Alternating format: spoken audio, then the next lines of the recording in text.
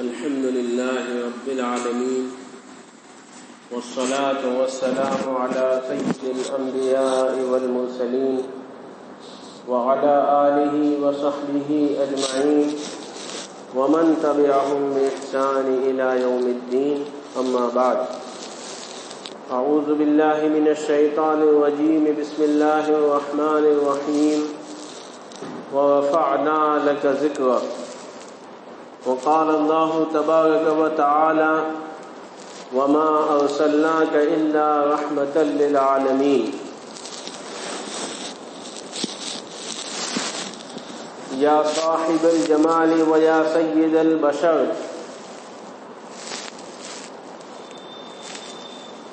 يا صاحب الجمال ويا سيد البشر، من وجهك المنير لقد نور القمر. لا يمكن الثناء كما كان حقه. بعد خدا بزرگ توئی قصہ مختصر. یہ اشعار شیخ سعدی رحمۃ اللہ علیہ کے سرور کائنات رحمت دو عالم صلی اللہ علیہ وسلم کی شان میں لکھے گئے ہیں. ایک اور اشعار ہے: بلغ العلا بکمالہ، کشف الدجا بجمالہ، حسنت جمیع خصالہ. سب پڑھو صلو علیہ وآلہ. حضرت حسان بن ثابت رضی اللہ تعالیٰ عنہ حضور اکرم صلی اللہ علیہ وسلم کے صحابی ہیں.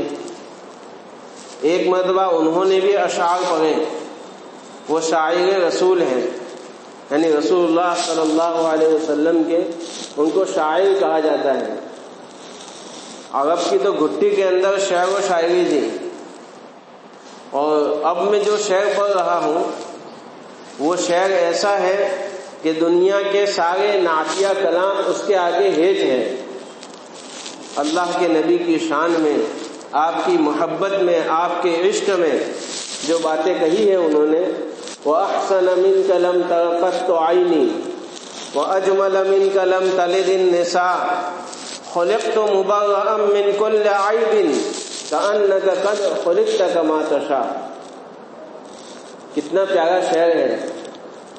دنیا کے سارے اشعار، سارے نعتیہ کلام کو ایک پلڑے میں رکھ دیا جائے اور حضور اکرم صلی اللہ علیہ وسلم کی شان میں حسان ابن ثابت، حضرت حسان کا یہ شعر رکھ دیا جائے تو یہ شعر بڑھ جائے گا، اس کا پلڑا جھک جائے گا. فرماتے ہیں حسان ابن ثابت: وَأَحْسَنَ مِنْكَ لَمْ تَرَ قَطُّ عَيْنِي، آپ کے جیسا حسین و جمیل میری آنکھوں نے نہیں دیکھا. وَأَجْمَلَ مِنْكَ لَمْ تَلِدِ النِّسَاءُ، اور آپ کے جیسا خوبصورت انسان آج تک کسی ماں نے جنا نہیں ہے، کسی ماں نے پیدا نہیں کیا.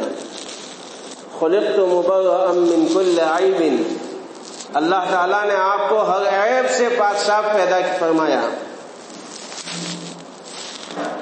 اسی لیے انسان کے اندر جتنے عیوب ہوتے ہیں، اس حضور اکرم صلی اللہ علیہ وسلم کا جو پاخانہ ہوتا تھا وہ بھی خوشبودار ہوتا تھا، اور وہ زمین فوراً اس کو جذب کر لیتی تھی. آپ کا بلغم، آپ کا تھوک، صحابہ اپنے ہاتھ زمین پر اس کو گرنے نہیں دیتے تھے. صحابہ اس کو ہاتھ میں لیتے تھے اور اپنے جسم مبارک کے اوپر مل لیتے تھے. یہ تھی آپ کی ذات سے محبت، کیونکہ آپ کے تھوک اور بلغم کے اندر وہ طاقت تھی جو دنیا کے کسی عطر کے اندر نہیں ہے. آپ کا پسینہ مبارک اگر وہ کسی عطر کے اندر ملا لیا جاتا تھا تو وہ عطر قیمتی ہو جاتا تھا. اس کو کہا ہے خلقت مبرأ من كل عیب.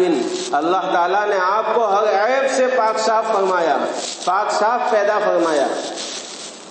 اور پھر آگے کا جملہ جو کہا ہے كأنك قد خلقت كما تشاء، اللہ نے آپ کو ایسے پیدا کیا جیسا آپ نے چاہا. یعنی حد ہو گئی عشق کی، حد ہو گئی محبت کی، اور حد ہو گئی جو ہے اس کلام کی. کہہ دیا کہ عشق و محبت میں وہ جملہ کہہ دیا، سارے نعتیہ کلام اس کو پیچھے کر دیا.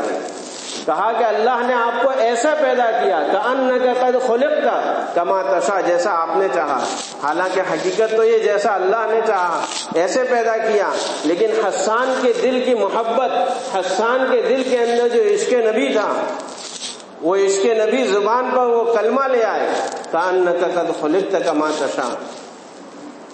گزشتہ جمعہ میں حضور اکرم صلی اللہ علیہ وسلم کی ولادت با سعادت کا ایک واقعہ بیان کیا تھا، عبد المطلب ولادت سے پہلے کا واقعہ کہ زمزم کنویں کی دریافت، اور دوسرا واقعہ شروع کیا تھا اور وقت ہو چکا تھا، اور وہ واقعہ تھا ابرہہ کا واقعہ۔ ابرہہ کا جو واقعہ ہے جس کو اللہ تعالیٰ نے سورۃ الفیل میں بیان کیا ہے، یہ اسی سال ہوا جس سال حضور اکرم صلی اللہ علیہ وسلم کی مکہ میں پیدائش ہوئی، یعنی عیسوی سن 571 میں، اور بعض علماء کہتے ہیں 572 میں، ہم لے لیتے ہیں 572۔ عیسوی سن 572 میں حضور اکرم صلی اللہ علیہ وسلم کی پیدائش ہوئی، ابھی چلتا ہے 2020، تو اسی سال یعنی اسی 572 میں ہی یہ واقعہ ہوا، اصحاب الفیل کا واقعہ۔ ابرہہ جو تھا پچھلے جمعہ میں جیسے بتایا تھا کہ یمن کا بادشاہ تھا، وہ بادشاہ کیسے بنا تھا وہ بھی بتایا تھا۔ یمن جو ہے یہ حبشہ کے انڈر میں تھا، آج کی زبان میں اگر کہیں تو ابرہہ جو تھا وہ سی ایم تھا، اور سی ایم جو ہے وہ پی ایم کے انڈر میں ہوتا ہے، تو اس کا جو پی ایم تھا وہ نجاشی بادشاہ تھا، حبشہ کے بادشاہ۔ جب یمن کے اندر اس کو پورا ملک ملا، اس نے دیکھا کہ پوری دنیا مکہ کے اندر بیت اللہ شریف کے پاس حج کے لیے جاتی ہے، تو کہ کیوں نہ میں ایسا کوئی کام کروں جس سے پوری دنیا یمن کے اندر آ گئے۔ اس کو ایک تو حسد ہوا مکہ والوں سے اور بیت اللہ سے۔ آج بھی یہ حسد ایسی بیماری ہے، آج بھی جہاں کہیں گستاخ رسول پنپتے ہیں، پیدا ہوتے ہیں، وہ صرف حسد کی بنیاد ہے، اور یہ حسد اس وقت سے شروع ہوا ہے جب رسول کریم صلی اللہ علیہ وسلم کی پیدائش ہونے والی تھی۔ جس رات سرور کائنات رحمت دو عالم صلی اللہ علیہ وسلم دنیا میں تشریف لانے والے تھے، اسی رات آسمان کے اندر ایک ستارہ چمکا تھا۔ وہ ستارہ آج تک نہیں چمکا اور اس سے پہلے بھی نہیں چمکا۔ وہ ستارہ لال کلر کا تھا، سرخ ستارہ۔ جب وہ آسمان کے اندر چمکا ہے تو ایک برسوں سے عبادت کرنے والا ایک راہب جو گفا کے اندر رہتا تھا، وہ دوڑتا ہوا مکہ کے اندر آیا، اور اس نے آ کے گھر گھر تپاس کیا اور سب کو پوچھا کہ آج مکہ کے اندر کسی کے ہاں کوئی لڑکا پیدا ہوا ہے؟ لوگوں نے بتایا ہاں عبد المطلب کے وہاں پیدا ہوا ہے، کہ غلط بات ہے۔ عبد المطلب کہ وہاں لڑکا پیدا ہوا ہے تو کہ غلط بات ہے۔ پھر لوگوں نے کہا کہ عبد المطلب کے بیٹے کے وہاں ہوا ہے، عبد المطلب دادا ہے۔ تو پھر اس نے جو چیخ ماری ہے اور یوں کہا کہ بنو اسرائیل یعنی یہودیوں، اے بنو اسرائیل تم سے نبوت چھین گئی اور بنو اسماعیل کے اندر نبوت چلی گئی۔ آج جو ہے اس امت کا آخری نبی دنیا میں تشریف لا چکے ہیں۔ اس وقت سے جو ہے بنو اسرائیل جو تھے، جو یہودی تھے، ان کو ایک حسد ہوا، کیونکہ وہ یہ امید لگا کر بیٹھے تھے کہ جس طرح اللہ تعالیٰ نے ہر نبی کو بنی اسرائیل کے اندر بھیجا ہے، آخری نبی حضرت محمد رسول اللہ صلی اللہ علیہ وسلم بھی بنی اسرائیل میں سے آئیں گے۔ اس وقت سے حضور اکرم صلی اللہ علیہ وسلم کی حسد وَتَكَثِيرٌ مِّنْ أَهْلِ الْكِتَابِ، قرآن شریف میں اللہ تعالیٰ نے فرمایا ہے کہ یہ جو کچھ ہو رہا ہے یہ حسد کی وجہ سے ہو رہا ہے۔ لَوْ يَوَدُّونَكُم مِّن بَعْدِ إِيمَانِكُمْ، کہ ایک حسد ہے ان کو۔ کس سے حسد ہے؟ حسد ہے محمد رسول اللہ صلی اللہ علیہ وسلم کی ذات بابرکت سے۔ دنیا میں دیکھا کہ فرانس کے اندر اسلام تیزی سے پھیل رہا ہے، یورپ کے ممالک کے اندر اسلام تیزی سے پھیل رہا ہے، اور یورپین کے اندر، یورپ کے ممالک میں بعض جگہ تو وہ ہے کہ اب بہومتی کے اندر مسلمان ہو گئے ہیں۔ تو جب کچھ بن نہیں پڑ رہا تھا ان سے، تو پھر ایک شوشہ ایسا چھوڑ دیا، مرتا کیا نہ کرتا۔ جب آدمی ہار جائے، چاہے بی بی سی والے کچھ بھی بولے، بی بی سی نیوز کل میں دیکھ رہا تھا، یہ جتنے میڈیا ہے یہ دجالی میڈیا ہے، دجالی میڈیا نے ہوتا کچھ ہے اور دکھاتے کچھ ہے۔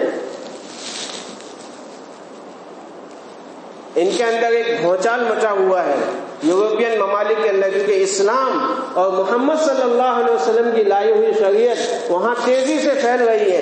جب کچھ بن نہیں رہا تھا تو پھر آخر میں دنیا کے اندر پھر انہوں نے ایک شوشہ ایسا چھوڑا، کچھ نہیں کر سکے تو گستاخی کر دی آقا کے دربار، آقا کے شان رسالت میں، آپ کی شان میں ایسی گستاخی کی، اور الحمدللہ اسلامی ممالک نے اس کا جواب دیا۔ جتنے اسلامی بڑے بڑے ممالک ہیں، عراق ہے، ایران ہے، لیبیا، قطر، کویت، سعودی عرب کے کوئی ممالک، اور اسی طرح ساؤتھ افریقہ کے بعض ممالک، اور پڑوسی ملک پاکستان، انہوں نے ان کے جو ہے ایجادات کو اس کا بائیکاٹ کیا۔ حضرت مفتی تقی عثمانی صاحب نے باقاعدہ اعلان کیا، اور سب سے پہلے جو بائیکاٹ کیا ہو وہ ترکی نے، کیونکہ اس کے اندر، ان کے اندر حمیت اسلامی ہے، اسلام کا درد ہے، حضور اکرم صلی اللہ علیہ وسلم سے عشق ہے، تو ان کی آواز پر ایک عالم کے اندر، اسلامی کنٹریز کے اندر جو ہے فرانس کی ایجادات کا بائیکاٹ شروع ہوا۔ ہم کچھ نہیں کر سکتے، اگر ہمارے سامنے اگر وہ ہو تو ابھی سر قلم کر دے، کیونکہ جو رسول اللہ صلی اللہ علیہ وسلم کی شان میں گستاخی کرتا ہے، امتی کو ہونا چاہیے کہ اس کو سزا دے، اگر سزا نہیں دے سکتا تو جس طرح سے ہو سکے اس کا بائیکاٹ کرے، وہ بھی نہیں کر سکتا تو اس کو زندہ رہنے کا حق نہیں ہے۔ ابھی فی الحال ہم کچھ نہیں کر سکتے، ہمارے سامنے فرانس کا صدر نہیں ہے، تو کم سے کم کہتے ہیں علماء کہ اتنا تو کر سکتے ہیں کہ ان کی جو ایجادات ہیں، یہ دولت کے جو پجاری ہیں، ان کو دولت کی اس اعتبار سے ان کو ماننا چاہیے، اور الحمدللہ اسلامی ملکوں میں یہ ہو رہا ہے اور زبردست پھٹکا پڑ رہا ہے۔ فرانس کی اکانومی نیچے جا رہی ہے، بی بی سی نیوز مسلمانوں کے جوش کو کم کرنے کے لیے غلط بتا رہا ہے۔ وہ کہتا ہے، میرے کل بی بی سی نیوز دیکھ رہا تھا، وہ کہتے ہیں کہ اس سے کوئی نقصان فرانس کو نہیں ہوگا، یہ ایک دجالی میڈیا ہے، اور اس طرح کے جتنے نیوز چینلز ہیں سب دجالی میڈیا ہے۔ بہرحال ابرہہ نے جب یہ سوچا، مولوی صاحب نے کیا تھا کہ 55 پہ بات ختم کر دینا، 12:30 کو بیٹھ جانا، لیکن 12:30 کو مجمع ہو تو بیٹھے نا، 12:40 پہ سب لوگ آتے ہیں۔ اب اگر بات ادھوری رہے گی تو مزہ نہیں آئے گا۔ اب بہت شارٹ میں وہ قصہ کہہ کر بات ختم کرتا ہوں۔ ابرہہ نے جب دیکھا کہ یمن بیت اللہ شریف کے وہاں جب جاتے ہیں تو اس نے یمن کے اندر بہت بڑا کنیسہ بنایا، سونے کے زیورات، سونے سے مڑھا ہوا، سونے اور چاندی ڈھیر سارا اس کے اندر لگایا، اور اتنا اونچا بنایا، اتنا اونچا بنایا کہ اگر اوپر دیکھنے لگے تو انسان کی گردن رہ جاوے، لیکن اس کی اونچائی نہیں ناپ سکتے تھے، اتنا اونچا عمارت بنائی۔ مکہ والوں کو پتا چلا تو مکہ کے جو قریش کے جو لوگ تھے، اس نے کنیسہ میں جا کے گندگی کی، کیونکہ قریش کے لوگوں چاہے وہ مشرک تھے لیکن ان کے دل کے اندر بیت اللہ کی محبت تھی، اور بیت اللہ کے اپوزٹ میں اگر کوئی چیز بنائے گا تو ان کے اندر ایک غصہ آ گیا۔ تو قریش کے جو لوگ یمن کے اندر تجارت کرنے جاتے تھے، انہوں نے وہاں جا کر گندگی پھیلائی اس کے کنیسہ میں۔ اسی غصے میں اس نے ایک لیٹر لکھا نجاشی بادشاہ کو، اگر کوئی بھی ایکشن لینا ہو سی ایم کو تو وہ پی ایم کو پوچھتا ہے، تو اس نے لیٹر لکھا نجاشی کو کہ میں اب جو ہے مکہ کے اندر جو بیت اللہ ہے، جو کعبہ ہے، اس کو اب گرانے جا رہا ہوں، آپ مجھے اجازت دے دیں۔ نجاشی نے اجازت بھی دی اور ساتھ میں ہاتھیوں کا لشکر بھیجا، اور ہاتھی میں ایک ہاتھی جس کا نام تھا محمود، وہ محمود ہاتھی کے اندر، ایک ہاتھی کے اندر ڈبل ہاتھی کی طاقت تھی، اسی لیے ہر ہاتھی کے اوپر ایک ہاتھی بان ہوتا ہے، محمود کے اوپر 2 ہاتھی بان بٹھاتے تھے، اس کے 2 ہاتھی بان تھے جو ہاتھیوں کو چلاتے ہیں۔ اب وہ وہاں سے ہاتھیوں کا لشکر حبشہ نے بھیجا، ابرہہ ادھر پورا لشکر لے کر یمن سے مکہ کی طرف روانہ ہوا، مکہ کی بارڈر پہ آیا ہے، اس نے دیکھا کہ قریش کے کچھ اونٹ چل رہے ہیں جس میں عبد المطلب کے زیادہ تر اونٹ تھے، عبد المطلب ہمارے نبی صلی اللہ علیہ وسلم کے دادا، تو ان اونٹوں کو گرفتار کر لیا اور مکہ والوں کو خبر پہنچائی کہ ہم تم سے لڑائی کرنے نہیں آئے، ہم صرف بیت اللہ کو گرانے آئے ہیں۔ ادھر عبد المطلب کو جب پتا چلا وہ فوراً گئے ہیں، ابرہہ تخت کے اوپر بیٹھا ہوا تھا، عبد المطلب کا جو رعب تھا، جو جاہ و جلال تھا، چہرے پہ جو رونق تھی، اس کو دیکھ کر وہ فوراً تخت سے نیچے اتر گیا، کیونکہ جو نبی کے دادا تھے ان کا ایک چہرے پہ اللہ نے ایک رعب دیا تھا، نیچے اتر گیا اور عبد المطلب نے جا کے اپنی بات رکھی کہ بھئی تم میرے اونٹ مجھے واپس دے دو۔ ابرہہ نے کہا کہ میں تمہارے یہاں جو تمہارا گھر ہے، بیت اللہ ہے، کعبہ ہے، اس کو گرانے آیا ہوں، تمہیں اس کی بات رکھنی چاہیے۔ تو عبد المطلب نے اتنا زبردست جواب دیا ہے، کہا ہے کہ یہ گھر جس کا ہے اس کی وہ حفاظت کرے گا، میرے اونٹ ہے، میں اپنے اونٹ کی حفاظت میرے ذمے ہے، تم مجھے میرے اونٹ دے دو، اور میں تم کو نصیحت کرتا ہوں کہ اس گھر کی طرف آنکھ اٹھا کر بھی مت دیکھنا، ورنہ عذاب الہی، یعنی جس کا جو گھر ہے اس کا اللہ کا عذاب تم پر آئے گا۔ ابرہہ نے عبد المطلب کی نہیں سنی، اونٹ لے کر جب گئے ہیں مکہ والوں کو جمع کیا اور کہا کہ ہم سب جو ہے مکہ والے سب اپنا گھر خالی کر دیں، کیونکہ کل ابرہہ چڑھائی کرے گا، کل صبح ابرہہ چڑھائی کرے گا اور عذاب الہی چوکس آئے گا۔ اب مکہ والے صبح جلدی اٹھے ہیں، بیت اللہ میں جا کے سب نے حتیم میں جا کے دعائیں مانگی ہیں، عبد المطلب نے دعائیں مانگی کہ یا اللہ ہمارے پاس کوئی ایسے وسائل نہیں ہے، اور ہاتھیوں کی فوج اس زمانے میں ایسی فوج تھی جیسے آج کے زمانے میں کوئی رافیل کی فوج لے کر آ جائے، تو کہ ہاتھیوں کی فوج لے کر آئے ہیں، ہمارے پاس کوئی وسائل نہیں ہے، اللہ تو ہی ان کو نمٹ لے۔ آج ہم اللہ سے دعا کرتے ہیں، یا اللہ یہ شان اقدس میں جنہوں نے گستاخی کی ہے ہم کچھ نہیں کر سکتے، اللہ تو ان کو نمٹ لے۔ آج ہم اللہ سے دعا کر سکتے ہیں کیونکہ ہم سب جو ہے کمزور ہو چکے ہیں، امت مسلمہ آج کمزور ہو چکی ہے، کچھ نہیں کر سکتی، حضور اکرم صلی اللہ علیہ وسلم کی شان میں گستاخیاں ہو گئی ہے اور امت مسلمہ کچھ نہیں کر سکتی، تو اللہ تو اب ان سے بدلہ لے لے۔ اب جب صبح ہوئی ہے اور پورا لشکر سجایا گیا، ہاتھیوں کو بالکل لشکر کو سجایا گیا، ایک لائن میں کھڑا کر دیا گیا، صبح کا سورج نکلنے والا تھا، اسی وہ وقت تھا، محمود ہاتھی کو پورا تیار کیا گیا، دونوں ہاتھی بان اس کے اوپر براجمان ہوئے، اور اسی درمیان کے اندر ابرہہ کے لشکر میں قریش کے ایک آدمی جو گرفتار تھے، نفیل نام کے ایک آدمی، وہ آگے بڑھے اور محمود کا جو کان جو تھا، بہت بڑا کان تھا اس کے کان کو پکڑا ہے اور کان میں جا کے یوں کہا ہے کہ تو جس کا گھر ڈھانے کے لیے جا رہا ہے۔ ان کا پلان کیا تھا؟ محمود ہاتھی سے زنجیر باندھنے کا پلان تھا اور کعبے کی دیوار کو زنجیر باندھ دیتے، اور جب محمود ہاتھی چلتا وہ اتنا قداور ہاتھی تھا کہ فوراً کے کعبے نیچے گر جائے گا، یہ پلان تھا۔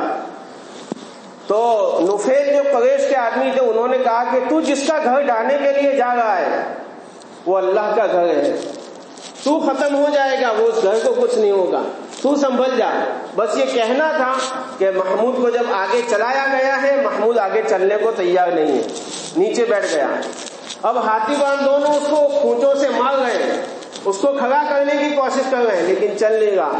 جب واپس یمن کی سمت میں جانے کو کہا تو فوراً چلنے لگا، اس طرف جانے کو کہا تو فوراً چلنے لگا، یعنی تین کونوں کی طرف فوراً چلتا تھا، لیکن جہاں بیت اللہ تھی اس طرف جانے کو تیار نہیں تھا۔ یہی ہو رہا تھا اب سننا آخری بات یہی ہو رہا تھا، ہاتھیبان اس کو کھونچے مار رہے تھے اور وہ ہاتھی اٹھنے کو قدم آگے بڑھنے کو تیار نہیں تھا، اور قرآن میں اللہ نے اس کا نقشہ کھینچا ہے۔ اسی درمیان سمندر کے جانب سے ایک گول کے گول پرندوں کا آیا، وَأَرْسَلَ عَلَيْهِمْ طَيْرًا أَبَابِيلَ، کہ سمندر کی جانب سے گول کے گول پرندوں کا ہے۔ ابابیل اردو میں کہتے ہیں ایک جانور کو، لیکن یہ عربی والا ابابیل ہے۔ عربی میں ابابیل کہتے ہیں پرندوں کے جھنڈ کو۔ وہ ایسے پرندے تھے جو پہلے کبھی نہیں دیکھے گئے تھے، بعد میں کبھی نہیں آئے۔ وہ کبوتر سے چھوٹے تھے اور چڑی سے تھوڑے بڑے تھے۔ ہر ایک کی چانچ میں ایک پتھر تھا جس کا نام سجیل کہا ہے قرآن نے۔ سجیل کس کو کہتے ہیں؟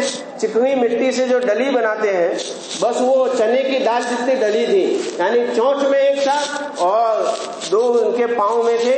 اس طرح 3 پتھر ہر پرندے کے اوپر تھے۔ اب یہ ہو رہا تھا، پورے پرندوں کا جھنڈ کے جھنڈ پورے لشکر کے اوپر چھا گیا۔ ترمیہم بحجارۃ من سجیل فجعلہم کعصف مأکول۔ اللہ فرماتے ہیں جیسے ہی پہلے تو کچھ دیر تک تو وہ پرندوں کا پورا جھنڈ کے جھنڈ پورے لشکر کے اوپر چھایا گیا۔ سارے لشکر کے اندر ایک افراتفری مچ گئی کہ یہ کیا ہوا۔ اب وہ دیکھتے ہی دیکھتے جیسے اللہ کا حکم ہوا، انہوں نے چانچ کو کھولا ہے اور اپنے دونوں پنجوں کو کھولا ہے، دھڑا دھڑ وہ جو سجیل نامی پتھر جو ہے ان کے اوپر گرنے لگے۔ اللہ فرماتے ہیں جس کے اوپر پتھر گرتا تھا فجعلہم کعصف مأکول، وہ ایسے ہو جاتا تھا جیسے جانور چارہ کھا کے باہر نکالتا ہے، بھوسا ہو جاتا ہے، ایسے بھوسا وہ انسان ہو جاتا تھا۔ وہ جو ہاتھی بان تھے محمود ہاتھی تو بھاگ گیا، اس کو اللہ نے بچا لیا۔ کئی ہاتھی ہلاک ہوئے، اس کے سارے سپاہی ہلاک ہوئے۔ ابرہا گل سڑ کے مر گیا، یعنی فوراً نہیں مرا، یمن پہنچتے پہنچتے اس کا جسم گلتا گیا اور یمن جا کے وہ ہلاک ہوا، لعنت اللہ علیہ، گیا جہنم میں۔ اب وہ جو ہاتھی بان تھے، امی جان حضرت عائشہ صدیقہ رضی اللہ تعالیٰ عنہ فرماتی ہے ہم نے آنکھوں سے دیکھا ہے، اللہ نے ان کو زندہ رکھا، بہت کافی عرصے تک زندہ رکھا عبرت کے لیے، کہ ہم نے ان کو دیکھا ہے، ان 2 ہاتھی بانوں کو، وہ مکہ کے بازار میں کٹورا لے کر بھیک مانگتے تھے۔ اس لیے کسی کو ستانا، کسی کو پریشان کرنا، آخری بات کہہ کے بات ختم کرتا ہوں، کسی کو ستانا، کسی کو پریشان کرنا، یہ ایسے گناہ ہے کہ اللہ آخری عمر میں اس کا بدلہ ضرور لیتا ہے۔ اب مثال کے طور پر کوئی جوان آدمی اپنی بیوی کو ستاتا ہے، علماء اکرام نے لکھا ہے، عارف باللہ حکیم اختر صاحب نے لکھا ہے کہ آخری عمر میں اللہ تعالیٰ تجربہ ہے ان کو فالج کی بیماری ڈال دیتا ہے۔ اسی طرح سے بڑی لمبی بات آگے بڑھ رہی ہے، اللہ تعالیٰ ہمیں ان باتوں پر عمل کرنے کی توفیق عطا فرمائے۔ اب سنت پڑھ لیں، باقی بات انشاءاللہ اگلی جمعہ میں ہوگی۔